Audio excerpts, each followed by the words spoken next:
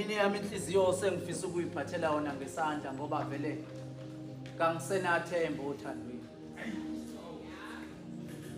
Ekade ngimnikeze yona inhliziyo yami uvele wayishiya phansi.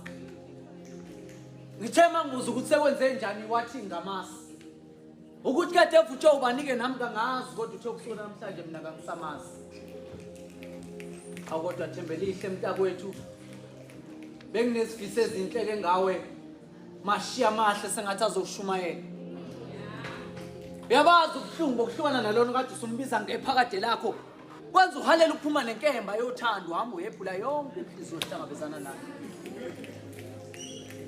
Ngoba nawe bakulaxaze kabuhlungu. Zolo lokhu ngidibane nomunye umfowethu uthena ngekaphinda ngenomthando. Kanjani uma lezi ndaba namhlanje yajona? Bakithi isibindi esingaka sokudlala ngemizwa yomunye umuntu wazathi uzimisele ngaye. Ngampela isithatha. Ngibese ngibuza wathi wena mthiya ukhulunyiswa ungazi. Ukhulunyiswa ukuthi awunasi isibazi sothando. Ngeke abani inhliziyo efune badlale ngayo amaqede balaxazo kwezeleze bephindelela mina lempendulo bengeke. Uyazi ukuthi izinyembezi zalo mfowethu bezisho likhulu okudlula amagama kade waphimisela ngezindlebe zakho. Nami ngifuna unxusa wena ongena othandweni olusha inhliziyo ingakophuzi. Bekhohlisana bethi ngophulela phambili. Mina ngazi ukuthi phambili bayacuthana bobuza amajuba emuva. Kodwa ke Dolana.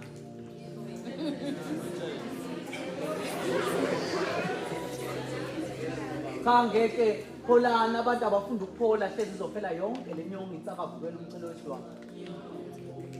Yazi umunye uthi bebemjolela beze bethi inhliziyo kayiphakele.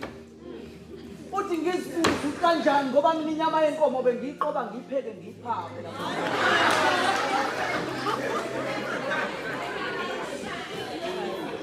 Uzakho bozi izinyembezi zami zokugcina. Uthi kusukela namhlanje uyavala uyagcika endleleni ezabo yakhe inhliziyo. Usevele wafaka amabhodlela nameva. Ufuna bezabo yakhe inhliziyo bafike sebegxiza igazi sebazi ukuthi lapha enhliziyweni yakhe akusikho kwabuza ungena indawo yokuzinyundela.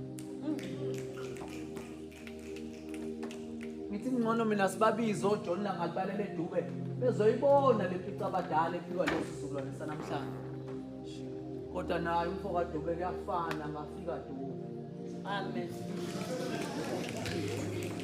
Ngizumoya walenkondlo uphakama ngoba bese kuvuma isijobelelo. Kanti nepensele kade ngibhala ngalo lapha ngelomsisi. Libese libika usizi kabe sengelihlela ngezansi yimo wakho nali ikheli ngezansi lithi imbongi yosisi.